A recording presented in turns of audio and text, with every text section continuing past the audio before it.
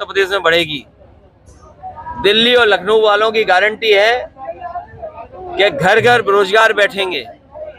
दिल्ली लखनऊ वालों की गारंटी है कि सरकारी संस्थाएं बंद होंगी, सरकारी नौकरियां खत्म होंगी, लोगों को प्राइवेट नौकरियां के लिए भटकना पड़ेगा, आउटसोर्स में जाकर के अपमानित होना पड़ेगा। ये इनकी सबसे बड़ी गारंटी है। बिजली महंगी गारंटी है इनकी।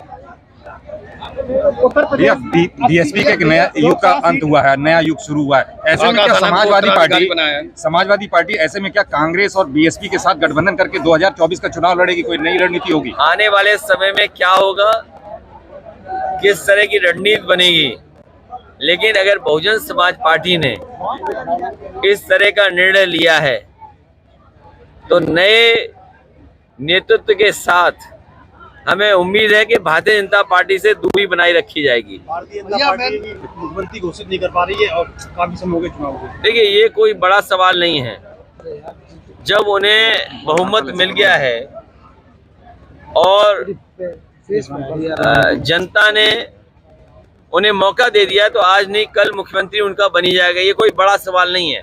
सवाल बड़ा ये है कि आप जो बेरोजगारी की गारंटी दे रहे हो, महंगाई की गारंटी दे रहे हो, ये जो चरम सीमा पर अन्याय है, जिस तरीके से अन्याय हो रहा है सरकार में, कोई कल्पना नहीं कर सकता। किसी गरीब की कहीं सुनवाई नहीं है, सरकारी अस्पतालों में इलाज नहीं मिल सकता, ये गारंटी बीजेपी की है। किसी भी जिला अस्पताल में चले जाओ आप, पहले तो स्ट्रेचर नहीं है, अगर आप अस्पताल में जैसे तैसे पहुंच गए तो डॉक्टर नहीं मिलेगा, ऑपरेशन की जरूरत है ऑपरेशन नहीं होगा। तो ये गारंटी बीजेपी की है कि आप सरकारी अस्पताल में आओगे तो आपको इलाज न मिले, इसकी गारंटी है। अखिलेश के गढ़ में अभी कुछ दिन पहले राजभर आए थे, दयाशंकर के साथ घेरने की कोशिश की। भैया वो ये भी बोले थे कि वो रात को जाकर के गुलदस्ता दे आते हैं और दिन में विरोध करते हैं। देखिए, ये बीजेपी की रणनीति है। बीजेपी हमेशा खाली स्थान वो रिक्त स्थान भरो, आपने कहा था रिक्त स्थान भरो, फिल इन द ब्लैंक, ये बीजेपी की रणनीति है। जैसे आपके चैनल में ऐड आता है बीच में, तो ये बीजेपी के लिए ऐड का काम करते हैं ये लोग। तो ऐड वाले नेता हैं ये? नहीं, ऐड वाले नहीं, रिक्त स्थान भरो भरने वाले कि भाई कोई मुद्दा उठाना है, सपा के खिलाफ बुलवाना है, तो इनके पास एजेंट हैं। अब और शब्द में इस्तेमाल नहीं करना चाहता कि वो शब्द गलत है, हो सकता है किसी को बुरा लगे, अपमानित महसूस करें, इसलिए फिल इन द ब्लैंक्स है। सवाल वो नहीं है, सवाल है मुख्यमंत्री जी का जो 46,56 बताते हैं। $1 ट्रिलियन की इकोनॉमी कैसे होगी? आपके छुट्टे जानवर घूम रहे हैं, गौशालाओं में गायों की जान जा रही है। हमने कहा कि अगर आप गौ सेवा आपके दिल और दिमाग में है, अगर आप सेवा भावना है, तो बिना बजट बढ़ाए गौशाला कैसे चलेंगी? आप गौशाला का बजट क्यों नहीं बढ़ा रहे हैं? और फिर मैनपुरी जैसा जिला मंत्री दे दिए हो। आप ये बताएं, टूरिज्म के लिए कौन सी बड़ी चीज आ गई है? 2 बजट। तो जो टूरिज्म के जो पहले से काम चल रहे थे वो भी अभी नहीं पूरे हुए हैं। एटा का ये जो बिजली का प्लांट लगा है, अगर ये चालू हो जाता तो आपको सस्ती बिजली मिलती, लेकिन एटा का प्लांट जानबूझ के नहीं चला रहे हैं क्योंकि बिजली बनने लगेगी। मुख्यमंत्री जी इसलिए नहीं चला रहे क्योंकि मुख्यमंत्री जी उस कारखाने का नाम नहीं बोल पाते। अध्यक्ष जी, 22 जनवरी लेकिन टूरिज्म मंत्री कहते हैं कि उन्होंने आपके विधानसभा क्षेत्र में काम कराया, जैसे विधुना मार्कंडे आश्रम, उसमें उन्होंने 4-5 करोड़ क्या बोल रही है वो दिए। ये क्या बोलते हैं? उनसे कहिए हम ये चाहते हैं जैसे दुनिया में ताजमहल जाना जाता है, तो मैनपुरी में कुछ ऐसा काम करो जो मैनपुरी याद करे कि आप टूरिज्म मिनिस्टर बने थे, कि मैनपुरी को इतना बड़ा आपने काम कर दिया। आप पीछे क्यों हट रहे हो?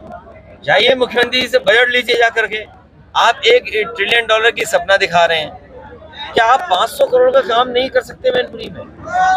भाई चौराहों को सजाना, जनता को धोखा देना, आप बिजली सस्ती कर नहीं पा रहे, आप नौकरी दे नहीं पा रहे, आप इलाज नहीं दे पा रहे हैं, तो आखिरकार कब करेंगे आप ये काम? उत्तर प्रदेश के कैबिनेट मंत्री से पूछा गया था क्या इस बार 2024 में राम मंदिर का मुद्दा रहेगा, तो जयवीर सिंह ने वो स्वीकार किया था कि निश्चित तौर से भाजपा के लिए बहुत बड़ा मुद्दा रहेगी। ऐसे कैसे देखते हैं आप? भगवान श्री राम सबके हैं, भगवान सबके हैं।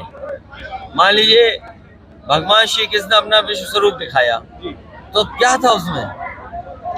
तो भगवान सबके हैं, भगवान एक दल एक व्यक्ति के नहीं है, भगवान हमारे आपके भी है।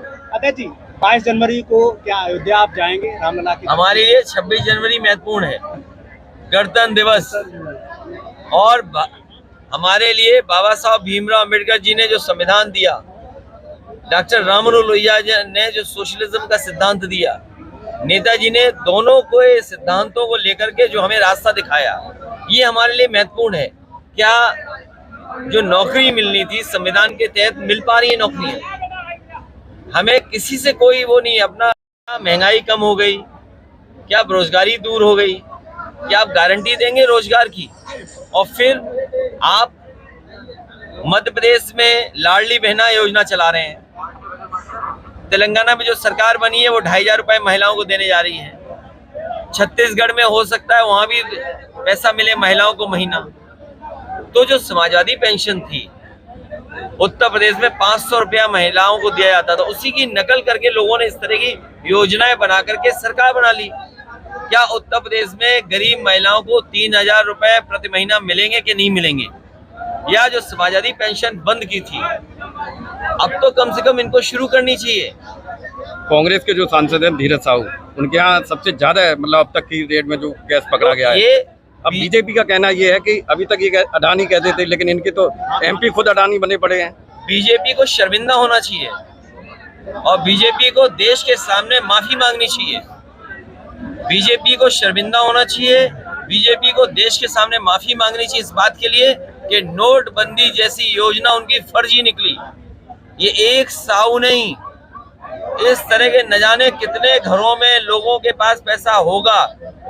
सरकार अगर ये बात कह रही है कि किसी घर में 250 करोड़ से ज्यादा पैसा निकला है, तो सरकार ये भी बताए कि 2000 रुपए जो आपने छापे थे वो किन किन बैंकों में, किस जिले में, किस बैंक की ब्रांच में सबसे ज्यादा जमा हुए हैं। जो सरकार नोटबंदी का सबसे बड़ा फैसला लाई हो और कहती है उसके बाद काला धन खत्म हो जाएगा, आतंकवाद खत्म हो जाएगा, तो बताओ उस व्यक्ति के घर पर या उस जगह पर इतना पैसे कैसे निकल रहा है? और हम तो समाजवादी लोग उन्हें वो दिन याद दिलाना चाहते हैं 2022 का, जिस समय एक इत्र व्यापारी के घर पे भी 200 करोड़ से ज्यादा रुपया निकला था, और उस समय बीजेपी के लोगों ने अपने संसाधनों का इस्तेमाल करके ये प्रचार कराया था कि समाजवादियों का पैसा है।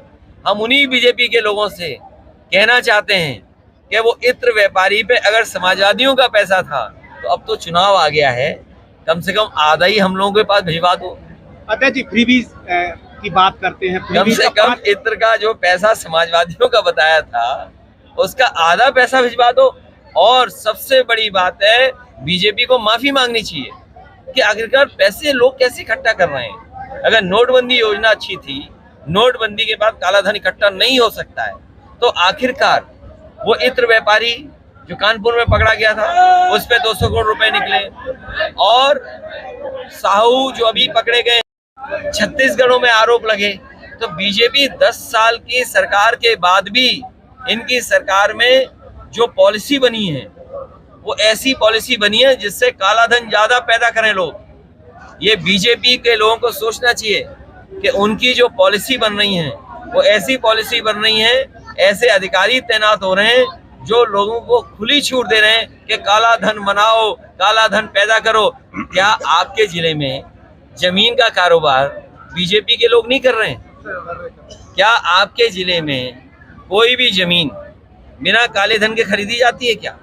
बीजेपी के लोग सबसे ज्यादा जमीन मैनपुरी में खरीद रहे हैं और काला धन दे के खरीद रहे हैं। और केवल मैनपुरी नहीं, उत्तर प्रदेश के किसी जिले को निकलवा लो आप, सबसे बड़े भूमाफिया बीजेपी के लोग। अध्यक्ष जी 5 राज्यों के चुनाव हुए, फ्रीबीज रोकने की बात करते हैं, लेकिन उठा के देखिए आंकड़ा कि ये 2024 में जो देश पे जो कर्ज है उन्हें 2 लाख करोड़, यानी कि बच्चा जन्म लेगा उस पर भी 1 लाख रुपया कर्ज होगा। ये बीजेपी की गारंटी है कि जैसे ही बेटा पैदा होगा, बेटी पैदा होगी, उसके सर पर लाखों का कर्ज होगा।